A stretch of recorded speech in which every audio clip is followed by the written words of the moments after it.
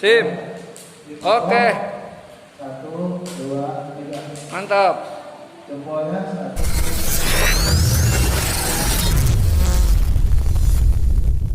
Assalamualaikum warahmatullahi wabarakatuh.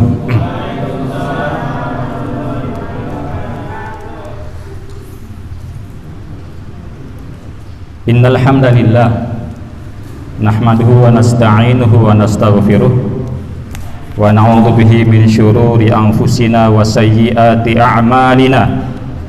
May yahdihillahu fala mudhillalah wa may yudlilhu fala hadiyalah.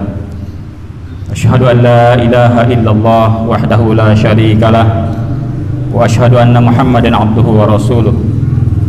Allahumma salli wa sallim wa barik ala Muhammad wa ala alihi wa sahbihi wa barik wa sallim. Amma ba'd. Faqala azza min qail a'udzu billahi minasy syaithanir rajim. Bismillahirrahmanirrahim. Innama ya'muru masajidallah man amana billahi wal yawmil akhir wa aqamas salata wa ataz zakah wa lam yakhsha illallah fa'asa ulaika ayyakunu minal muhtadin. Waqala Rasulullah sallallahu alaihi wasallam wa rajulun mu'allaqun bil masajid. Sadaqallah wa sadaqa rasulul amin. Yang terhormat Cordova Foundation yang telah mempercayakan kami Bina Insan untuk mengelola dana umat yang dititipkan berupa masjid dan lokal sekolah. Mudah-mudahan kerjasama ini akan terus terjalin di antara kita dalam menebar kebaikan di bumi Nusantara kita ini. Sampaikan salam kami kita dan mohon maaf atas keterbatasan hari ini ya, meresmikan masjid dan sekolah dalam kondisi pandemi karena memang kita dibatasi untuk jumlah orang yang hadir. Yang saya banggakan teman-teman pengurus Yayasan Bina Insan yang telah berani mengambil kebijakan untuk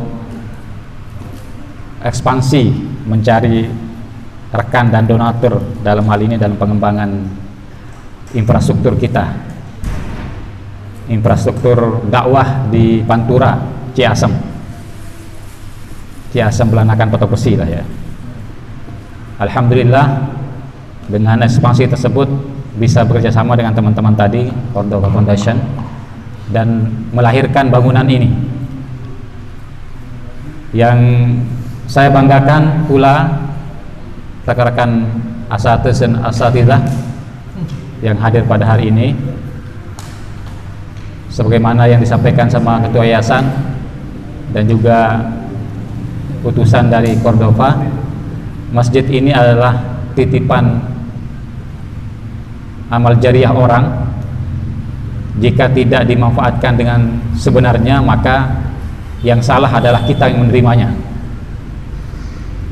Bukan hanya pengurus yayasan yang salah, tapi kita yang di sini yang sudah menjadi keluarga besar Bina Insan dengan lembaga-lembaga yang ada di bawahnya. Maka untuk tidak menjadi hal yang berat pertanggungjawabannya, mari kita laksanakan perintah sebagaimana dalam surat At-Taubah ayat 18 tadi. Kita makmurkan masjid kita dengan ibadah baik yang sunnah, yang muakkad atau ghairu muakkad. Ceritanya, informasinya kalau benar di samping masjid itu akan mendirikan kantin dan pertokoan ya. Mudah-mudahan sebagaimana rencana juga di yayasan saya dengar sekolah ya bangunan lama ini kita mau balik hadap sini. Mudah-mudahan ya. Yang saya hormati perwakilan tokoh setempat, mudah-mudahan kita bisa bekerja sama untuk memakmurkan masjid kita ini, insya Allah. Salawat dan salam kepada Rasulullah SAW kita sama-sama ucapkan. Allahumma salli ala Sayyidina Muhammadin wa ala alihi wa sahbihi wa barik wa sallim.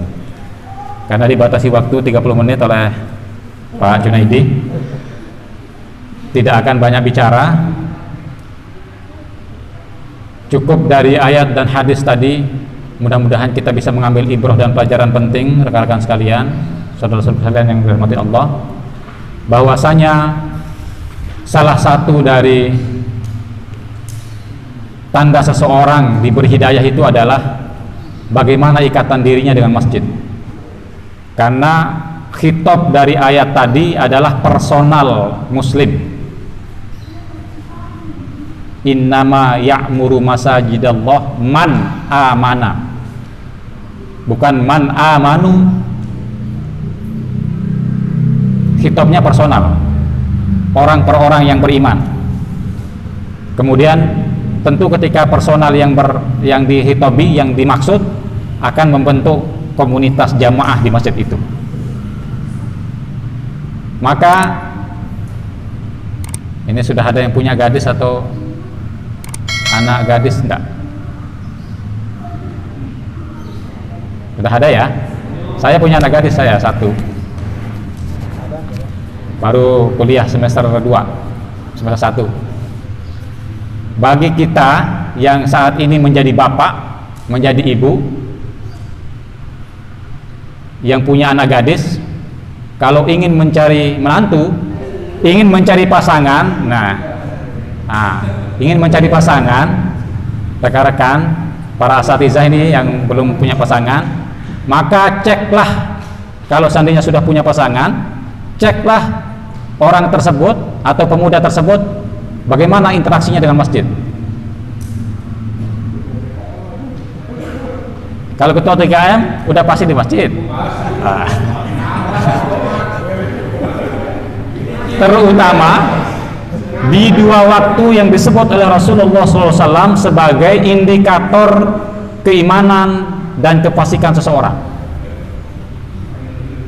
Cek orang tersebut untuk sholat di 2 waktu itu, apakah dia ada di masjid atau tidak, yaitu sholat isya dan sholat subuh. Cek keberadaannya. Jika ingin punya menantu yang soleh, gampang mencarinya. Di mana dia di kesehari-hariannya, terutama 5 waktu itu, terutama di 2 waktu, waktu isya dan waktu subuh. Kepada akhwat yang ingin mencari pasangan, lihat-lihat orangnya di waktu isya dan subuh itu ada nggak hadir di masjid. Kalau nggak ada, boleh ditolak dengan kasar atau dengan halus, karena dirinya sudah tidak memperhatikan apa yang ingin dibangun di hadapan Allah Subhanahu Wa Taala. Kok jadi kesana ya? Ya. Rekan-rekan sekalian, para asatidz dan asatidz yang dirahmati Allah, ciri dari orang yang disebut Allah SWT dalam surat At-Taubah 9 ayat 18 ini sudah jelas. Sesungguhnya orang yang memakmurkan masjid itu adalah amana billah, pasti dia beriman kepada Allah, wal yaumil akhir, wa aqamas shalah. Nah tadi itu ikatannya dengan masjid 5 waktu mesti. Ternyata bukan hanya 5 waktu menjadi standarnya. Bagaimana aktivitasnya, terkait tidak dengan aktivitas 5 waktu tadi. Menjadi aktivis masjidkah dia? Atau bukan hanya menjadi aktivis masjid, tapi menjadi aktivis yang terkait dengan masjid, menjadi aktivis kebaikan, yang notabene adalah semua beraura dan bermula di masjid. Maka bagi bapak ibu yang sudah punya putra putri, yang punya putra, tegaskan kepada putra kita gimana perjuangannya atau berjuangnya untuk dia hadir di masjid. Sementara yang putri, tegaskan kepada putri kita untuk memilih atau mencari calon dari menantu orang tuanya yang interaksi dengan masjid lebih utama ketimbang dengan yang lain.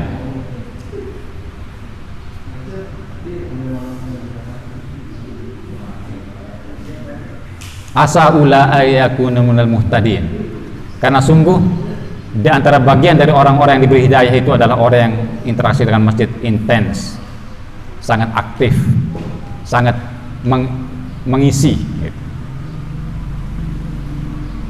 Karena memang salah satu dari lima atau tujuh golongan yang akan dinaungi Allah Subhanahu wa taala di saat tidak ada naungan selain naungan Allah, salah satunya disebut adalah rajulun mu'allaqun bil masajid, orang yang sehari-harinya mu'allaq, terikat, bergantung ke masjid.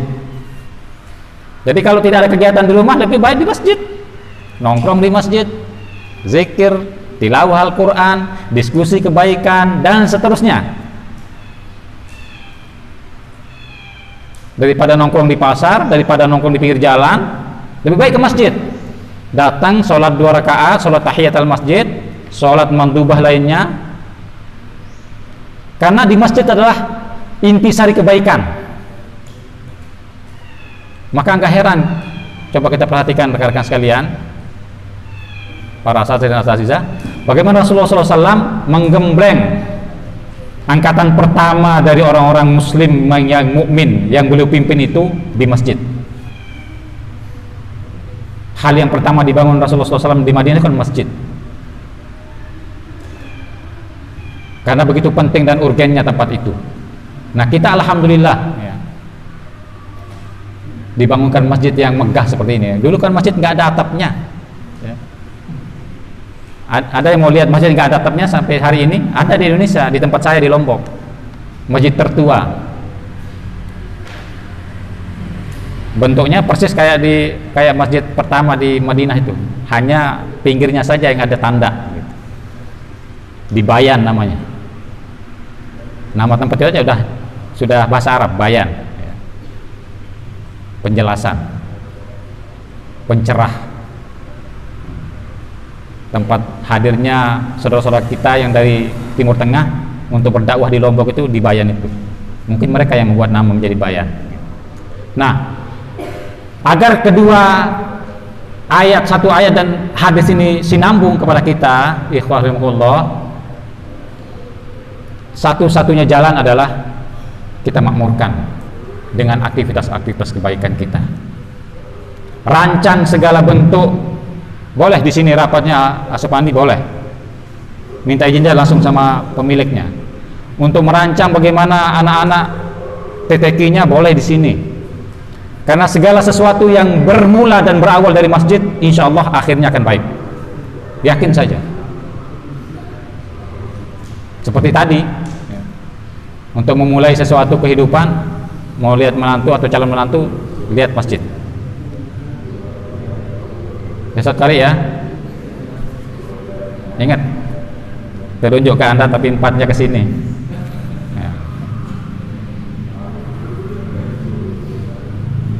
Bagaimana caranya?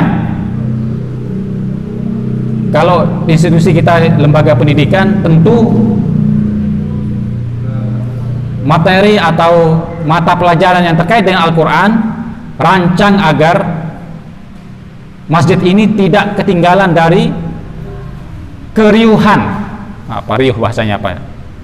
Ramainya masjid dari mata pelajaran itu. Jadi jangan sampai tidak diisi selama anak-anak kita ada di sini. Jadi Ustadz Rangga, Ustadz Kori, boleh belajar bahasa Arab di sini. Anak-anak bosan di kelas, ajak ke masjid. Teriak-teriak di sini, gak masalah. Supaya terus bergema dan nyampe kepada para donatur dan para donatur yang belakangan melengkapi masjid ini untuk menjadi seperti ini. Insya Allah bukan hanya mereka yang mendapatkan pahala dan kebaikannya, pelaku dari pemakmuran itu pun akan mendapatkan akibatnya berupa kebaikan itu. Nah, ini tentu menjadi tujuan kita semua ya, Ustaz ya. fastabiqul khairat ada di sini.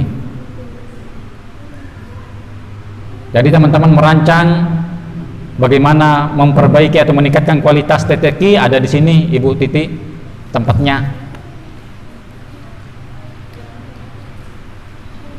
Kelas berapa saja supaya tetap terisi, teman-teman yang membuat jadwalnya masjid ini, supaya tidak seperti di masjid yang di dalam selama ini kan, hanya diisi pada saat TTQ dan taraweh. Inginnya kita terus memakmurkannya, dan alhamdulillah lebih gede daripada yang di dalam gitu. Alhamdulillah rabbil alamin. Masih menunggu, bangunannya masih belum finishing 100% karena selasar bagian sini dan bagian sana belum ada. Kita minta kepada teman-teman DKM panitia untuk merancang berapa kebutuhan dananya supaya kita bisa berkolaborasi. Kalau nggak ada duit, caranya bantu teman-teman untuk memposting terus menerus, misalnya salah satunya ya, karena panitia kan setiap minggu mengupdate perkembangan pembangunan. Dibantu dengan repostingnya, membaginya lebih kenceng. Semoga Allah SWT membuka orang-orang dermawan di luar sana dengan melihat perkembangan ini. Allah yang menggerakkan mereka ke ATM atau mobile bankingnya untuk mengirim dana agar lebih sempurna masjid kita. Atau kalau mampu seperti tadi yang disampaikan sama Asopandi, ada di antara kita memang yang berani berjuang walaupun keterbatasan finansialnya, menyisihkan untuk wakaf. Karena itu sudah pasti tercatat sebagai kebaikan di sisi Allah Subhanahu wa taala. Niatkan wakaf walaupun hanya 10.000. Kebanyakan mungkin 10.000, 2.000 yang sekarang ada ya. Atau 500 rupiah tapi tabung per hari. 500 rupiah hari ini daripada ngasih Ujang 500 rupiah kan nggak enak ya. Tapi 500 rupiah masukin ke celengan, sebulan kemudian serahkan 5 kali 30.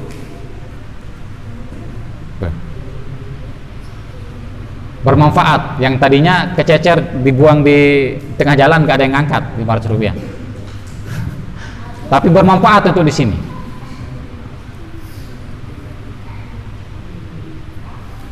Para asatidz dan asatidz rahimahullah, keberadaan masjid adalah bukti bahwa agama kita masih dipertahankan Allah Subhanahu wa taala. Karena banyak negara yang target operasi dari pembenci Islam itu adalah masjid. Coba saja bayangkan berapa masjid yang dihancurkan setiap hari di tempat-tempat yang hari ini konflik antara non-muslim atau dengan saudara seiman yang berbeda manhajnya. Agar tidak menjadi kekhawatiran kita terhadap sepinya masjid dari kemakmuran kebaikan, yang berindikasinya apa? Indikasinya jangan-jangan, ini Ujang nih yang harus memperhatikan, jangan-jangan jendelanya lebih banyak daripada jamaahnya setiap 5 waktu itu. Jangan-jangan kipas anginnya lebih banyak daripada jamaahnya. Karena banyak kayak gitu di masjid-masjid kita, masjid kaum muslimin hari ini beramai-ramai membangun tetapi tidak memakmurkan dan mengisinya. Megah masjidnya tapi ternyata yang berjamaah setiap waktu hanya imam dan satu makmum. Alhamdulillah ada makmumnya. Ada juga masjid besar yang imamnya, muazzinnya, marbotnya doang. Ada yang kayak gitu. Padahal masjidnya bisa jadi 3 kali lipat dari ukuran masjid kita hari ini. Nah, supaya tidak seperti itu, kita kerahkan anak-anak kita kalau udah masuk nanti untuk bergiliran ngapain di sini. Tugasnya teman-teman, terutama TTQ tentunya. Pelajaran ada PAI kan? yang jam pelajaran PAI bisa di sini sambil praktek, misalnya untuk praktek sholat, praktek wudhu dan lain sebagainya, langsung tempat sini, jangan di kelas. Di kelas menjelaskannya bisa jadi anak-anak kita nggak ngerti, tapi langsung di masjid, sehingga masjid kita makmur. Insya Allah orang-orang yang melaksanakan itu minal muhtadin, bagian dari orang-orang yang diberi petunjuk Allah Subhanahu wa ta'ala. Dan itulah harapan kita, karena hidayah ini mahal harganya. Hidayah untuk berbuat baik, hidayah untuk beramal jariah, melanjutkan amal jariah orang berupa masjid, jarang orang yang mau.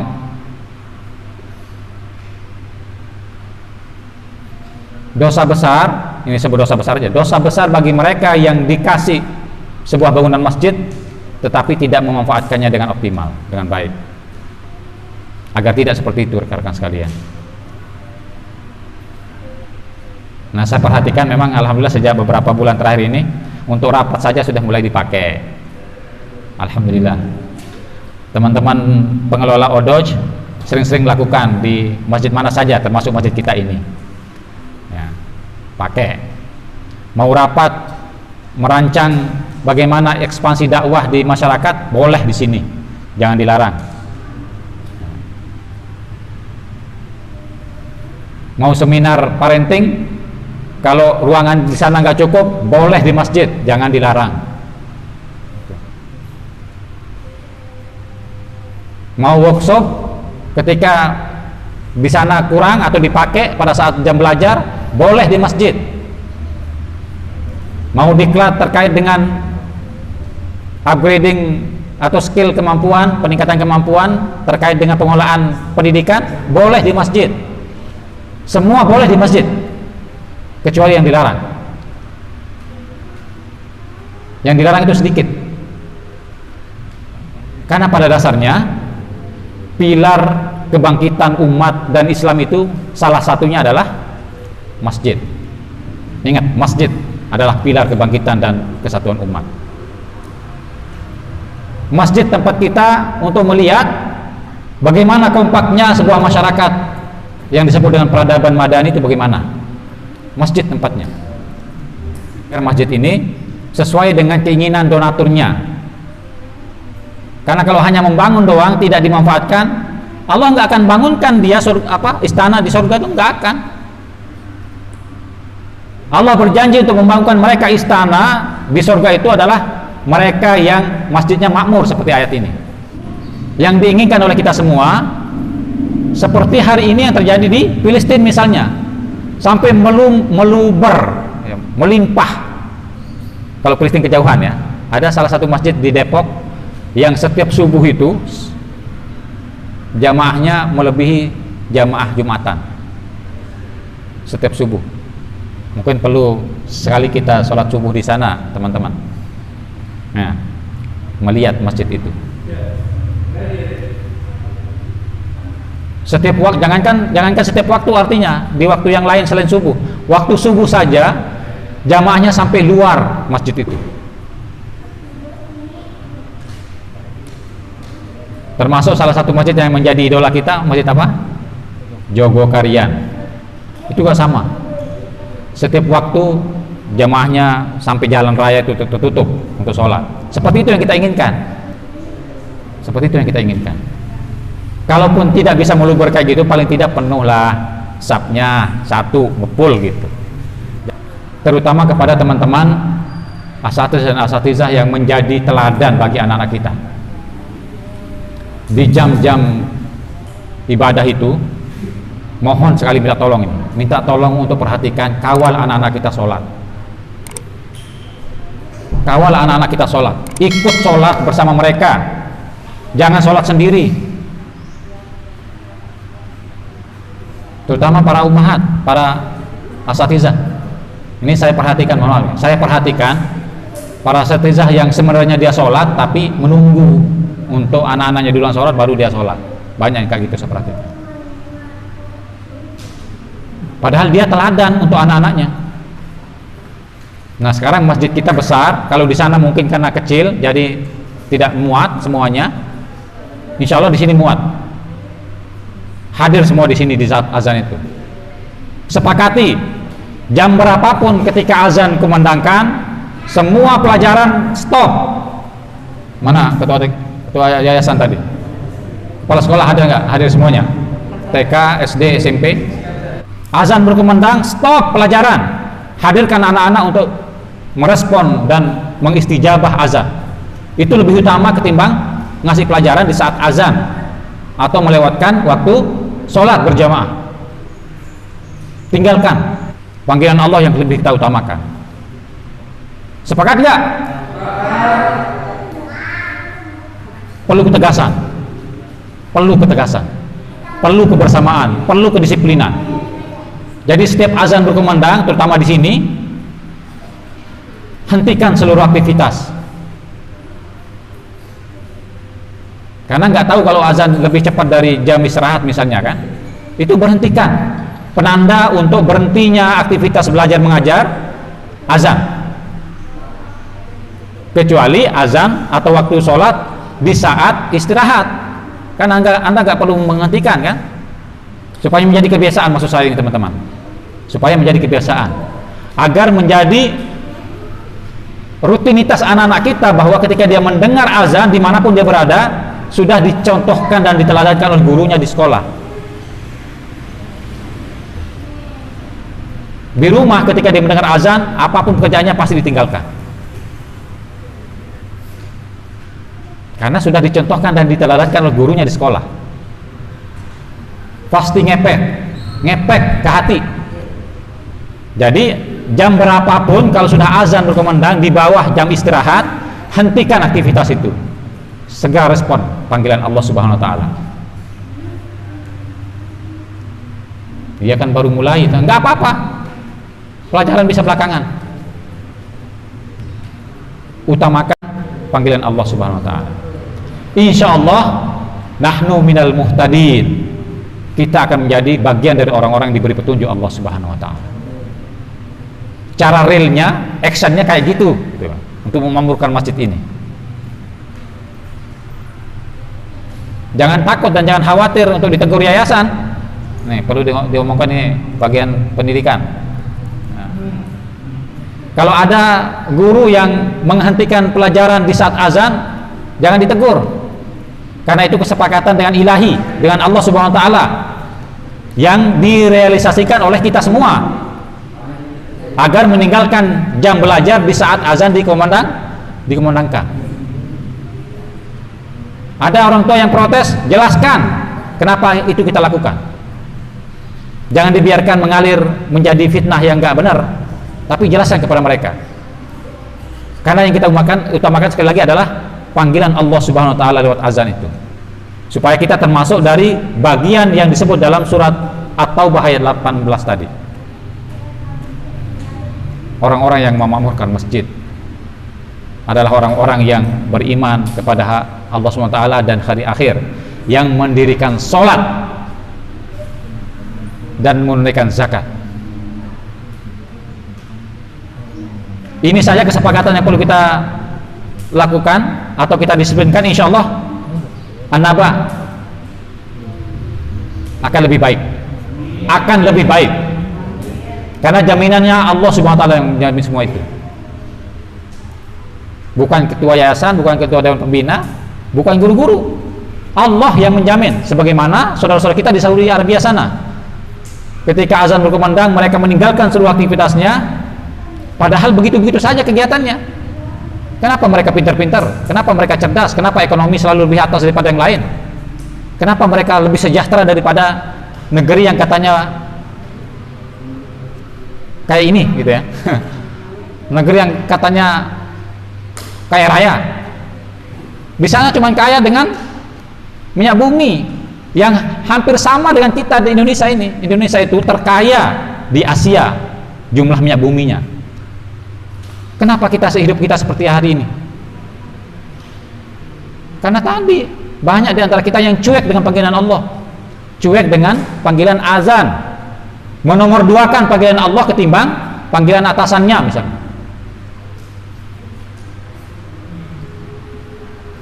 Nah, untuk kita mulai, rekan-rekan sekalian, para asatidzah dan asatizah yang dirahmati Allah, kita memulai dari tempat kita ini. Kita buat bi'ah islami di tempat kita ini dengan cara yang diridhoi Allah Subhanahu wa taala untuk menjadi minal muhtadin, menjadi orang-orang yang diberi hidayah Allah Subhanahu wa taala. Mungkin demikian yang bisa saya sampaikan. Terima kasih. Sudah lebih 10 menit. Wassalamualaikum warahmatullahi wabarakatuh.